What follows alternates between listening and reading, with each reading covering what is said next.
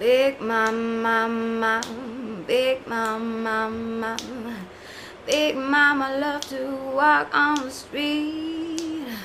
Big mama love to eat something sweet. Big mama, big mama. Hello, Team Komal. This is Komal Talks, where I, Komal, talk. So today's video is something that a lot of people ask me over and over again, and I feel like it's always best to do a video because everybody gets to know about it. How is it like to be a fat, a plus size, fashion, beauty, blogger, vlogger, and all of those things? I like to think of myself as an online influencer. That's what brands call us apparently. I know. It's really funny. A lot of people who want to start fashion or beauty or vlogs or blogs or anything ask me how exactly is it that I cope with what I do, because they feel like they're not that confident about their body and they still want to do it. They don't know where to start. So I thought it'd be really cool if I could tell you my experience from the start so that you kind of get familiarized with what exactly happens. Just a little disclaimer, all of this is my personal experience. I'm not saying this happens with everybody, and I'm not saying that this doesn't happen with everybody. It's all my experience. Me. I started my fashion blog pretty early, and my fashion blog was never about style. It was always about fashion. I didn't really put my pictures up. It wasn't like I wasn't conscious about my body. I just want to talk about trends more. I want to talk about actual fashion more than what I like to wear. So it only consisted of things that had nothing to do with my personal style. It was always about fashion in general. Then as I started getting bored of just doing that, I started putting in a little bit of my pictures, but not having a photographer was a really huge deal because it's very difficult to shoot yourself, like the pictures by your own self. I never really went into the whole concept of style, like personal style thing, because it never really fascinated me, to be very honest. Now it does, but at that time it didn't. My agenda when starting a fashion blog was never to work with brands or make money or whatever. I just did it because it was nice. It was something that I thought that I really want to do, so I just started it. It grew. A lot of brands started showing interest in bloggers, and particularly fashion bloggers, and a lot of brands wanted to collaborate and all of that, and that is when you start to feel like, oh, okay. Because most of the time the brands work with people who looked a particular way, and obviously everybody wants to, when you want to work with somebody, the visuality of it, whatever they put on, is a big deal. It didn't really occur to me. It wasn't such in your face thing at that time. It's not like brands were like, yeah, we can't work with you because you're fat. No. It wasn't such a conscious thing. It's just that, for brands, they choose whoever they want to work with. So it never occurred to me that it was happening because of the fact that I was like a particular size. I still believe it wasn't because I was a particular size. It was just I wasn't like that famous, or I didn't have that many readers or viewers at that time.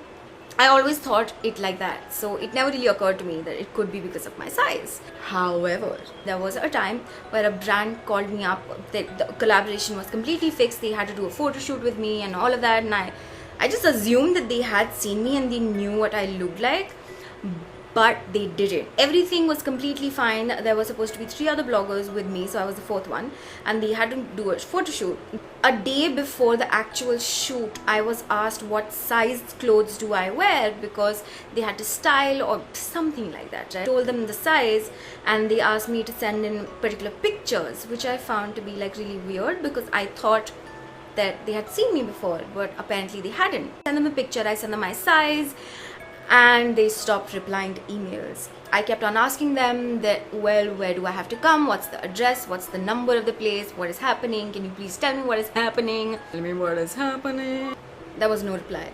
That is when I started feeling really weird. Like, the day of the shoot passed, obviously, and after that I got an email stating that they had a lot of bloggers come in, and that is the reason why they couldn't get back to me, because apparently a lot of bloggers showed up at the same time, and they had allotted time to each one of us, and then basically all the mumbo jumbo. They didn't know that one of the people at the shoot was actually my friend.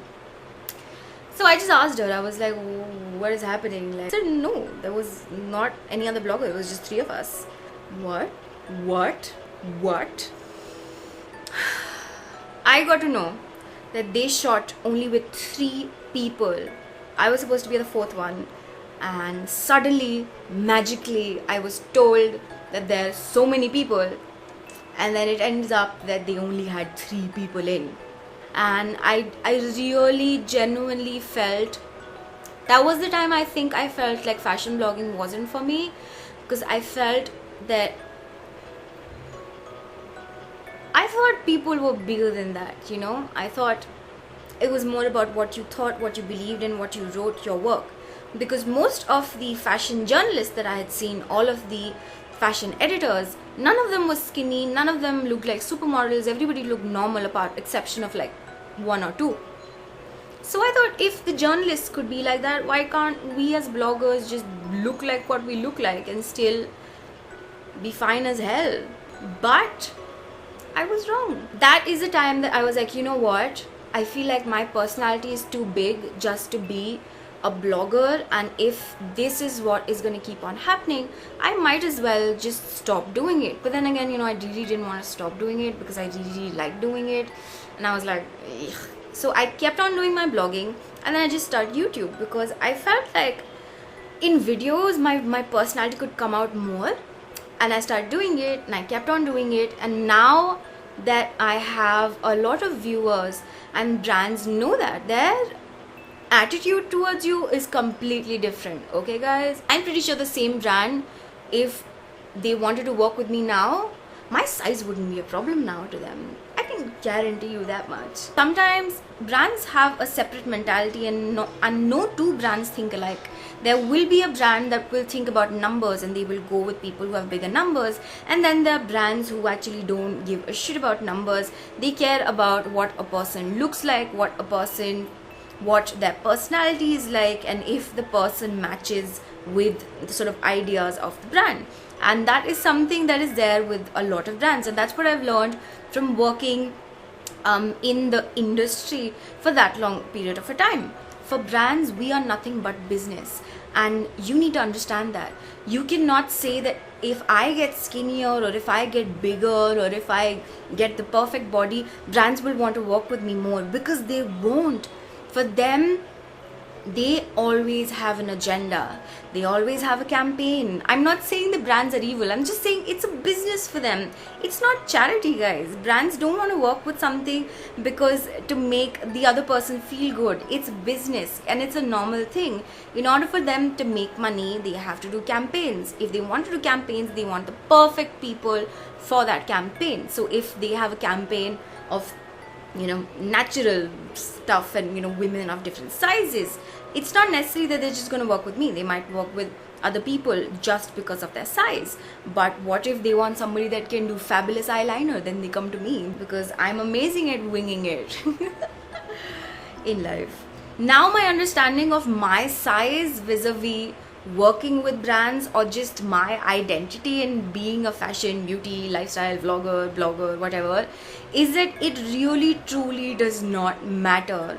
Because if a brand wants to work with you, they will work with you. It doesn't matter what your size is, what you look like, or it genuinely doesn't matter. Because if the brand values you because of the way you look or the way you interact with your viewers or anything, they will work with you. It's not necessary that if they don't want to work with you once, they would never want to work with you. Keep on generating different campaigns, and different campaigns have different requirements, and different requirements means they cannot always work with the same people.